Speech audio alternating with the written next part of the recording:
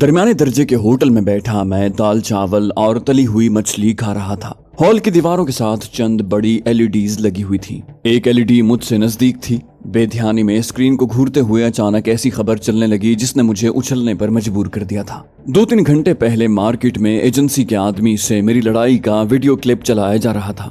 ہندی رسم الخط یعنی دیوناگری تو میں نہیں پڑھ سکتا تھا، البتہ خبر پڑھنے والی کی گفتگو بخوبی سمجھ سکتا تھا۔ اس کے مطابق خطرناک پاکستانی دہشت گرد نے ایک عام آدمی کو اس بنا پر مکہ مار کر قتل کر دیا تھا کہ وہ اسے پہچان گیا تھا۔ CCTV کیمرے کی ویڈیو بہت زیادہ صاف نہیں ہوتی، میرا چہرہ بھی زیادہ واضح نہیں تھا، لیکن کوئی باریک بین اور ہوشیار شخص شناخت کر سکتا تھا۔ البتہ بالائی لباس تبدیل کر کے میں نے عقل مندی کی تھی۔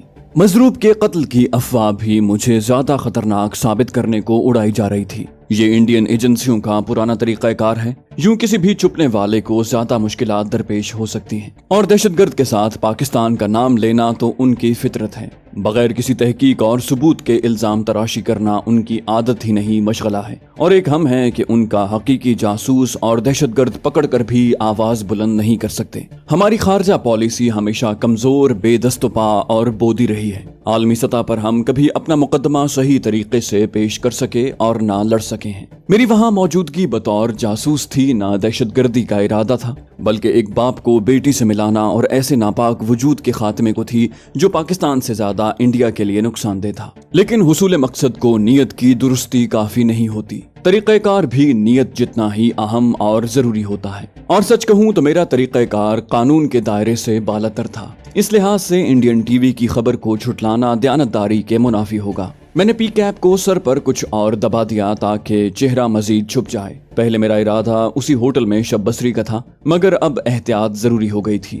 جنگلوں اور پہاڑوں کی نسبت شہری آبادی میں رہنا مجھے دشوار لگ رہا تھا۔ کھانے کا بل چکا کر میں باہر نکل آیا۔ ویڈیو میں میری داڑھی واضح نظر آ رہی تھی اور حلیہ تبدیل کرنے کا آسان طریقہ یہی تھا کہ میں داڑھی صاف کر دیتا۔ بلا شبہ ایک جاسوس کو اپنے بچاؤ کے لیے اخلاقی اقدار کی قربانی دینا پڑتی ہے۔ انصاری صاحب کی کہانی میں اجمالاً بیان کر چکا ہوں۔ ان کے علاوہ بھی کئی جاسوسوں سے ملاقات کا موقع ملا، تفصیلی بات چیت ہوئی اور پتہ یہ چلا کہ اپنی پہچان چھپانے کے لیے جاسوس کو کئی اخلاقی قدریں پامال کرنی پڑتی ہیں، کئی اصول توڑنے پڑتے ہیں، کردار داغدار کرنا پڑتا ہے، جھوٹ بولنا پڑتا ہے، اور جوا، شراب نوشی، آبرو باختہ عورتوں سے تعلق رکھنا، یہ سب بحالت مجبوری روا سمجھا جاتا ہے۔ ایک دکان سے میں نے قینچی، شیونگ ریزر اور دستی آئینہ خرید لیا۔ اندھیرا پھیل چکا تھا، میری نظریں کسی مناسب گوشے کی تلاش میں بھٹکنے لگیں تاکہ داڑھی صاف کر سکوں۔ اچانک ڈینو کی گھنٹی آنے لگی۔ گھنٹی وصول کرتے میں نے محتاط لہجے میں کہا، ہیلو۔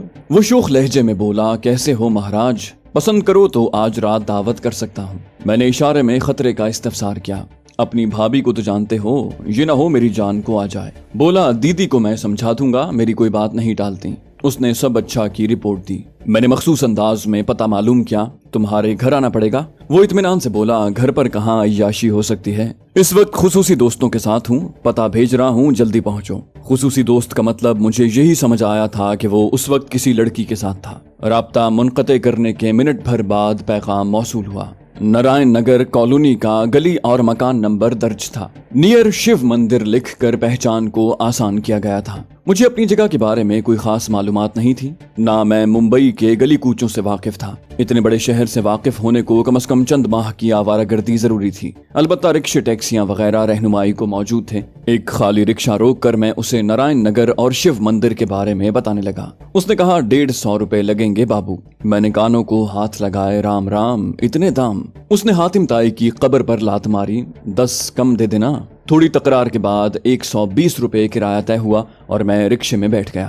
خود کو مشکوک ہونے سے بچانے کو تکرار کرنا ضروری تھا۔ شیو مندر سے 50-60 قدم آگے جا کر مطلوبہ گلی میں داخل ہوا جا سکتا تھا۔ میں مندر کے سامنے اتر گیا۔ رکشے والے کو فارغ کر کے میں نے چند لمحے انتظار کیا اور رکشہ اوجھل ہوتے ہی گلی کی طرف بڑھ گیا۔ ڈینو نے اعتماد سے سب اچھا کی رپورٹ دی تھی، لیکن میں نے احتیاط کا دامن چھوڑنا مناسب نہ سمجھا، اور میری یہ احتیاط کام آ گئی تھی۔ گلی کافی وسیع اور روشن تھی۔ 15 نمبر میرا مطلوبہ مکان تھا۔ بظاہر بے پرواہی لیکن بباطن چوکنے انداز میں گلی میں داخل ہوا۔ پہلے مکان کے دروازے پر 35 کا عدد چمکتا ہوا نظر آیا۔ چند قدم آگے مخالف جانب 34 عدد پڑھتے ہی مجھے پتہ چل گیا کہ میں گلی کے اختتام سے آغاز کی طرف جا رہا ہوں۔ گلی کی رونق اب تک بحال تھی۔ इक्का दुक्का राहगीरों का आना जाना लगा हुआ था। थोड़ा सा आगे बढ़ते ही रोशनी के खंबे से टेक लगाए एक फकीर नजर आया। मुझ पर नजर पड़ते ही जाने उसके जी में क्या समाई कि बजरंग बली का नारा बुलंद करके मुझे करीब बुलाने लगा। बालक, जोगी की सहायता करते जाओ। उसे नजरअंदाज करके मैंने आगे बढ़ना चाहा, मगर जूं ही पास से गुजरा उसकी तेज सरगोशी उभरी। मेरी बात सुनकर जाओ, ये कहने के साथ उसकी बुलंद आवाज उभरी। बालक, जोगी को नजरअंदाज करने वाले को नरक में भी जगह नहीं मिलती। उसके नारे से ज्यादा सरगोशी ने मुझे चौंका दिया था। मैंने बिदक कर आगे पीछे देखा, कोई खतरा मौजूद न पाकर भिखारी का मतमय नजर जानने को करीब हुआ। वो तेज लहजे में बोला, बालक, जोगी को सहारा देकर उसके ठिकाने तक पहुंचा दो, भगवान तुम्हारी रक्षा करेगा। मैं मुतजब्जब खड़ा रहा, समझ नहीं आ रहा था कि क्या जवाब दूं। उसने सरगोशी में मेरा शनाख्ती नाम लेते हुए कहा, संदीप चोपड़ा, आगे खतरा है। एकदम लगा कि मैं फंस गया हूँ, क्योंकि जरूरी नहीं कि मुझे पहचानने वाला दोस्त ही होता। उसकी बुलंद आवाज मेरी सोचों में मुखिल हुई। बालक, जोगी को सहारा देकर उठाओ। एक बार मेरा जी वापस भागने को किया, लेकिन फिर ये सोचकर कि दुश्मन को मुझे ललकारने की क्या जरूरत थी, वो मुझे बेध्यानी में भी घेर सकते थे। यूं सरगोशी करने वाला दोस्त ही हो सकता था, मगर यूं एकदम किसी दोस्त का मिल जाना भी अजीब लग रहा था। मेरे पास सोचने का वक्त नहीं था। लम्हे के 10वें हिस्से में फैसला करते हुए मैंने भिखारी को सहारा देने को हाथ बढ़ाया। दाएं हाथ से मेरा हाथ थाम कर उसने बाएं हाथ में डंडा थामा और नकाहत का इजहार करते हुए खड़ा हो गया। लेकिन उसके हाथ की गिरफ्त ये बावर करवाने को काफी थी कि कमजोरी का इजहार निरा ड्रामा ही था। उठते ही उसने दायां बाजू मेरे कंधे पर रखा, साथ ही उसकी सरगोशी नुमा बड़बड़ाहट उभरी। गोपाल चंद खतरे में घिरा है और उसका चारा डालकर तुम्हें यहाँ गिरफ्तार करने को बुलाया गया है। अलादीनों के शनाख्ती कागजात गोपाल चंद के नाम से बने थे। मैंने धीमे लहजे में पूछा, कौन हो तुम? वो दुरुस्त हुआ, अंसारी साहब को तुम जैसे गधे ही मिले थे यहाँ भेजने को, जिन्हें ये भी मालूम नहीं कि ऐसे वक्त इस्तफसार नहीं किया जाता। जब तुम्हारे शनाख्ती नामों का जिक्र कर दिया है तो मजीद तफ्तीश करना जरूरी है क्या? मैं शिश्तर रह गया, बमुश्किल नदामत जाहिर कर सका था। माजरत खा हूँ। यकीनन वो पाकिस्तान का गुमनाम हीरो था।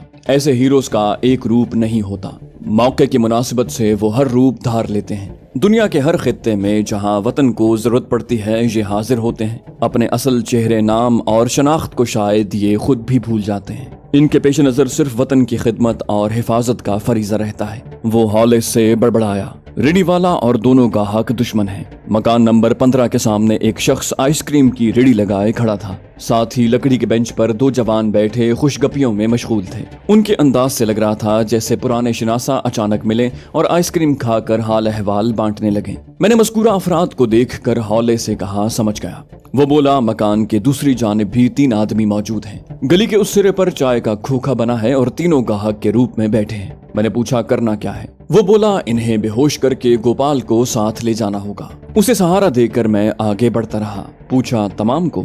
वो बोला, इन तीनों को। आहिस्ता से कहते हुए उसने जोरदार नारा बुलंद किया, जय बजरंग बली, जोगी को आइसक्रीम खिला दो। उसे सहारा दिए रेडी के करीब पहुंचा और लकड़ी के बेंच के साथ बिठाते हुए मैंने रेडी वाले को कहा, भाई, जोगी बाबा को आइसक्रीम का कप देना। शाइस्तगी से जी महाराज कहते हुए उसने बक्स खोला। इस असना में जोगी बाबा ने बैठे बैठे जेब से बोतल निकालकर बारी बारी दोनों गाहकों के चेहरे पर स्प्रे कर दिया। वो हड़बड़ा गए थे, लेकिन उनके संभलने से पहले बेहोशी की जुद असर दवा अपना काम कर गई थी। उठते ही दोनों धड़ाम से नीचे गिरे थे। रेडी वाले ने चौंकते हुए कमीज के नीचे हाथ डालने की कोशिश की, मगर इससे पहले मैं हरकत में आ गया था। मेरा भरपूर मुक्का उसकी कनपटी पर लगा। आह की आवाज के साथ वो ढेर हो गया था। जोगी ने हिफ्ज़ मा तकद्दुम के तौर पर उसके चेहरे पर स्प्रे करते हुए उसकी बेहोशी को गहरा कर दिया था। मैंने सूरत से तलाशी ली। उसने नेफे में साइलेंसर लगा वॉल्थर P22 पिस्तौल उड़सा हुआ था। इस असना में जोगी गाहकों की तलाशी लेकर उनके लिबासों से हथियार बरामद कर चुका था। तीनों के पास साइलेंसर लगे उम्दा पिस्तौल थे। वक्त कम है, गोपाल को बुलाओ। जोगी ने दोनों पिस्तौल अपने लिबास में छुपा लिए थे। मैंने फौरन डीनो का नंबर डायल किया। किस वक्त तक पहुंचोगे भाई, इतनी देर लगा दी? कॉल वसूल करते ही उसने वावेला कर दिया। मैंने कहा, तुम खतरे में हो मोहतरम। उस छिपकली को बेहोश करके फौरन दरवाजे पर पहुंचो, मैं मुंतजिर हूँ। गहरा सांस लेते हुए उसने मानी खेज लहजे में समझ जाने का इशारा दिया। ओ ठीक है, मैं मुंतजिर हूँ। अगले 2 मिनट में वो दौड़ते हुए बाहर निकला। मुझे देखते ही उसके मुतरद्दद चेहरे पर इत्मीनान की झलक नमूदार हुई। जोगी ने वापसी की राह की तरफ रहनुमाई की। उस तरफ खुला चोगा और लंबे बालों की विग उतार कर उसने लपेटे और बंडल बगल में दबा लिया। नीचे सादा शलवार सूट पहना हुआ था। उसने स्ट्रीट लाइट्स की तरफ इशारा किया। निशानेबाज कौन है? बत्तियां नाकारा कर दो। यकीनन उन्हें मेरे बारे में ज्यादा नहीं तो सरसरी मालूमात जरूर थीं। उसका मतमे नजर मैं नहीं समझा था, लेकिन हिदायत पर अमल कर गुजरा। साइलेंसर लगे पिस्तौल ने 2 दफा ठक ठक की और 2 बत्तियां किरची होकर जमीन बोस हो गईं। गली में मलगजा अंधेरा छा गया था। तीसरी स्ट्रीट लाइट पिस्तौल की मार से जरा दूर थी। चंद कदम दौड़कर मैं लम्हे भर को रुका। एक और ठक ने गली की आखिरी बत्ती तोड़ दी थी। जोगी सबसे आगे था। 2 अफराद मोड़ मुड़ कर गली में दाखिल हुए। उनके अंदाज से साफ मालूम हो रहा था कि वो आम लोग थे। उनके करीब एक लम्हे को कदम रोकते हुए जोगी ने दोनों के चेहरे पर बेहोशी का स्प्रे कर दिया। वो धड़ाम से नीचे गिरे थे। जोगी तेज रफ्तारी से आगे बढ़ गया। गली के सेकंड लास्ट मकान के दरवाजे के सामने रुककर उसने दाएं बाएं देखा और लोहे के दरवाजे पर बंदर की तरह पांव रखता हुआ मकान के अंदर कूद गया। अगले ही लम्हे उसने जेली दरवाजा खोलकर हमें अंदर बुला लिया। हम आगे पीछे अंदर घुसे। जेली दरवाजा अंदर से कुंडी करके जोगी अंदरूनी इमारत की तरफ बढ़ गया। वो दरमियाने हजम का मकान था। जोगी की मायत में चलते हुए हम सामने से घूमकर पिछवाड़े में पहुंचे। एक खिड़की को धकेल कर वो उचक कर ऊपर चढ़ा और अंदर घुस गया। हमने तकलीद की। उसने खिड़की कुंडी कर दी थी। थोड़ी देर बाद हम एक ख्वाबगाह में बैठे थे। जोगी का घर की बत्तियां न जलाना जाहिर कर रहा था कि वो किसी अनजान शख्स का घर था। मकीन की गैर हाजिरी से फायदा उठाकर वो आर्जी इस्तेमाल में ला रहा था। यकीनन मकान पहले से उसकी नजर में था, तभी बगैर झिझके अंदर घुसा था। खिड़की और दरवाजे के पर्दे बराबर करके उसने मोबाइल फोन की रोशनी जलाई और मेज पर रख दिया। निशिस्त संभालते हुए वो डीनू पर बरहम हुआ। गोपाल चंद, तुम्हारी अकल घास चरने गई थी। डीनू खिसियाते हुए बोला, पहचान करवा कर बेइज्जती करो यार। जोगी ने उसे तेज नजरों से घूरा। खाली लड़ाई भिड़ाई की महारत तुम्हें खतरात से नहीं बचा सकती। डीनू ने सफाई दी। मैंने उसे बाजारी लड़की समझा था। मैं मुखिल हुआ, कोई मुझे भी समझा दो। डीनू ने मुसमुसे लहजे में तफसील बताई। बोला, जूं ही होटल के हॉल में पहुंचा एक लड़की इस्तकबालिया के सामने नजर आई। मुझे देखकर उसने दावत आमेज तबस्सुम उछाला। अंधा क्या चाहे 2 आंखें। सोचा शायद पेशावर लड़की है, उसकी मदद से मैं होटल से आसानी से निकल सकता था। बस जवाबी मुस्कुराहट उछाल कर करीब हो गया। बेहया फौरन ही मान गई। इरादा था कि होटल से निकलकर जान छुड़ा लूंगा, मगर फिर शब बसरी का लालच आड़े आ गया। बाहर निकलते हुए मुझे निगरानी करने वाले भी नजर आए थे, तभी तुम्हें पैगाम भी भेजे। श्रद्धा सहना का मकान मुझे छुपने को बेहतर लगा, इसलिए तुम्हें भी दावत दे दी। अब तुम्हारे कहने पर बेचारी को बेहोश करके आया हूँ। जोगी ने इंकिशाफ किया। इसका नाम सुनीता जायसवाल है। रॉ की खुसूसी एजेंट है। बेखबरी में मार खा गई होगी, वरना इतना आसान हदफ नहीं है। बाकी हम शुरू से तुम पर नजर रखे हुए थे। सुल्तान दादा ने अपना काम बखैर खूबी निभाया, मगर तुम्हारी बदकिस्मती के रॉ का एक नुमाइंदा भी तुम्हारे ताक़ुब में था। वो खुद तो सुल्तान दादा पर हाथ नहीं डाल सकता था और ना तस्दीक कर सकता था। उसने करण चावला तक ये खबर पहुंचा दी। राजपूत दादा का पत्ता करण चावला ही ने खेला। राजपूत दादा के रॉ के साथ अच्छे ताल्लुकात हैं। गो करण चावला जानता था कि सुल्तान दादा तक उसका नाम पहुंच जाएगा और उसके बाद वो तुम्हें छुपाने की करेगा, लेकिन उसका मतमे नजर तुम्हारी मौजूदगी की तस्दीक के साथ तुम्हारी पहचान भी थी। वो सुल्तान दादा पर कच्चा हाथ नहीं डालना चाहता था। हुकूमती कारिंदे हद्दुल वसा कोशिश करते हैं कि ज़ेर ज़मीन लोगों से ना बिगाड़ें। सुल्तान दादा के अड्डे और होटल की इमारत के दरमियानी रब्त से वो भी वाकिफ थे, तभी होटल पर ज्यादा तवज्जो दी और गोपाल को आसानी से वरगला लिया। चूंकि उनका मतमे नजर तुम दोनों की गिरफ्तारी था और संदीप चोपड़ा उनके हाथ नहीं आ सका था, तभी उन्होंने गोपाल को ढील दिए रखी ताकि गोपाल के जरिए संदीप को पकड़ें। हम भी उनके ताक़ुब में थे। गली के सिरे पर मैंने और दूसरी जानिब हमारे एक और साथी ने मोर्चा पकड़ा हुआ था, क्योंकि हमें अंदाजा था कि वो संदीप को वहीं बुलाएंगे। जोगी की वजाहत ने हमारे काफी शकूक दूर कर दिए थे। डीनू मुंह बनाकर बोला, अगर सुल्तान दादा की बजाय आप लोग ही हमें वसूल करते तो ज्यादा मुनासिब रहता। वो साफ गोई से बोला, इस तरह हम खुद नजर में आ जाते और हमारी यहाँ मौजूदगी का मकसद अंसारी साहब की बेटी की बाजियाबी नहीं है। मैं शाकी हुआ तो अब मदद करने की क्या जरूरत थी। जोगी इत्मीनान से बोला, मजबूरन मुखिल होना पड़ा, क्योंकि एक तो हमारे बेनियाजी बरतने पर तुम दोनों की गिरफ्तारी यकीनी थी, दूसरा अब उनकी तवज्जो तुम दोनों पर मरकूज थी, इसलिए हम आसानी से वार कर गए। डीनू ममनूनियत से बोला, बहरहाल शुक्रिया। वो बोला, तुम्हारे शुक्रिया की बिल्कुल जरूरत नहीं है। तुम दोनों की जगह कोई भी पाकिस्तानी होता हम उसे बचाने की कोशिश जरूर करते। बाकी अंसारी साहब के कुछ कर्ज बकाया है, अगर खुद उनका काम नहीं कर सकते तो उनके मददगारों की थोड़ी बहुत मदद जरूर कर सकते हैं। मैंने पूछा क्या यहाँ हम महफूज हैं? उसके लबों पर तंजिया मुस्कुराहट उभरी। लड़ाई के दौरान किसका दाव चल जाए ये मुकद्दर के हाथ में है। हमारा काम कोशिश करना है। 100% कामयाबी का हुसूल किसी और के कब्ज़ा कुदरत में है। अलबत्ता दोनों अपने मोबाइल फोन बंद कर दो, क्योंकि तुम्हारे मोबाइल नंबर उनके पास पहुंच गए होंगे। हमने मोबाइल फोन बंद करके कूड़ा करकट की टोकरी में फेंक दिए थे। डीनू ने अंदाजा जाहिर किया, यकीनन ये किसी अनजान शख्स का मकान होगा और उसकी आमद किसी भी वक्त मुतवक्के हो सकती है। जोगी ने वजाहत की, भागने की कोशिश में पकड़े जाने का अंदेशा है। मैंने पूछा यहाँ कब तक छुपेंगे? वो बोला कुछ कह नहीं सकते, और बेनियाजी जाहिर करते हुए जोगी ने आंखें बंद कर ली। डीनू ने मुंह बनाया, फिर अपना नाम ही बता दो। वो धीरे से बोला, दीपक। और यकीनन ये बताने की जरूरत नहीं होगी कि एक आदमी का जागना जरूरी है। डीनू मुझे उठने का इशारा करके ड्राइंग रूम में ले आया। वहां अंधेरा था, इसलिए हम जोगी का मोबाइल फोन साथ ले आए थे। बैठने की जगह तलाश करके मैंने रोशनी बुझा दी। डीनू शर्मसार हुआ, सॉरी यार, मैंने तुम्हें भी फंसाने में कोई कसर नहीं छोड़ी। मैं मुतबस्सम हुआ। अंसारी साहब को कम से कम 2-3 माह तक हमें जासूसी की तरबियत देना चाहिए थी। डीनू को कुरेद हुई, भाई का असल नाम दीपक तो नहीं होगा। मैंने समझाया, उसने हमारे असल नाम जानने की कोशिश नहीं की तो अपना नाम क्यों कर बताएगा। उसने गहरा सांस लिया, अच्छा मिट्टी पाओ। यार मुझे तो श्रद्धा याद आ रही है। मैंने याद दिलाया, उसका नाम सुनीता है। वो आशिकाना लहजे में बोला, नाम भाड़ में डालो। सूरत इतनी मोहनी है कि मुस्तकिल इंडिया में रिहाइश का सोचने लगा था। सांवली है लेकिन हवास पर छा जाने की सलाहियत रखती है। मैं हंसा, इतनी ही प्यारी होती तो बेहोश करके ना आते। वो बोला, मजबूरी थी यार, वरना इरादा यही था कि प्रमा अंसारी की बजाय पहले श्रद्धा को अगवा करके पाकिस्तान ले जाऊंगा। मैंने टोका, तुम मुसलसल उसका गलत नाम लिए जा रहे हो। वो शोखी से बोला, क्या करूं, इस नाम में नगमगी ज्यादा है, और जब तुम्हें पता चल जाता है कि श्रद्धा कहने से मेरी मुराद सुनीता ही है तो तुम ही टोकने से बाज आ जाओ।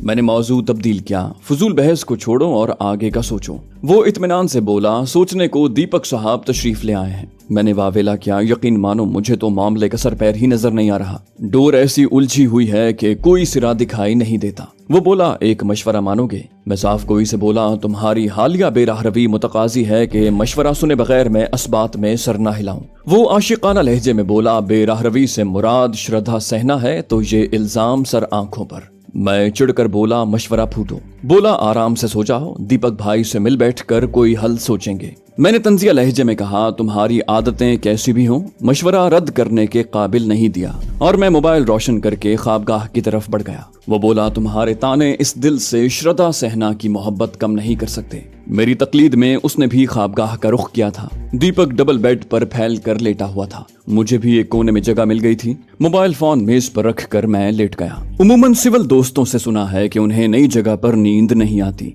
लेकिन एक फौजी बेचारा इतने इलाके घूम चुका होता है कि कोई जगह उसे नई मालूम नहीं होती। एक स्नाइपर तो इस मामले में और भी सख्त जान होता है। पथरीली चट्टानों, ऊंचे दरख्तों, बर्फीली वादियों और गर्म रेगिस्तानों में मौसम की शिद्दत की परवाह किए बगैर सो जाना एक स्नाइपर का ही खासा होता है। जब खतरात बरसाती बादलों की तरह सर पर मंडला रहे हो, मौत के कदमों की चाप ऊंची एड़ी के सैंडल की पुख्ता फर्श पर टक टक की तरह सुनाई दे रही हो, मकसद पूरा करने का जुनून और लगन दिलो दिमाग पर हावी हो, ऐसे में सो जाना कमाल ही कहलाता है। और ऐसे ऐसे कमाल पाकिस्तानी स्नाइपर से सरजद होते रहते हैं। अल्लामा इकबाल ने तारिक बिन ज़ियाद का कौल मिस्र में नकल फरमाया कि हर मुल्क मुल्क मास्त, मुल्क खुदाए मास्त, यानी हर मुल्क मेरा मुल्क है क्योंकि वो खुदा का मुल्क है। और बिलाशुबा पाकिस्तानी स्नाइपर्स पर भी ये मिसरा मुकम्मल तौर पर मुंतबिक होता है। वो तो आरामदेह बिस्तर था, गो खतरा मौजूद था, लेकिन बदन को राहत मयसर थी। जो जिस्मानी और जहनी अजियत में सोने के आदी हों, उन्हें सिर्फ एक दुश्वारी जागने पर मजबूर नहीं कर सकती। मैं भी लम्हों में ही गहरी नींद में डूब गया था।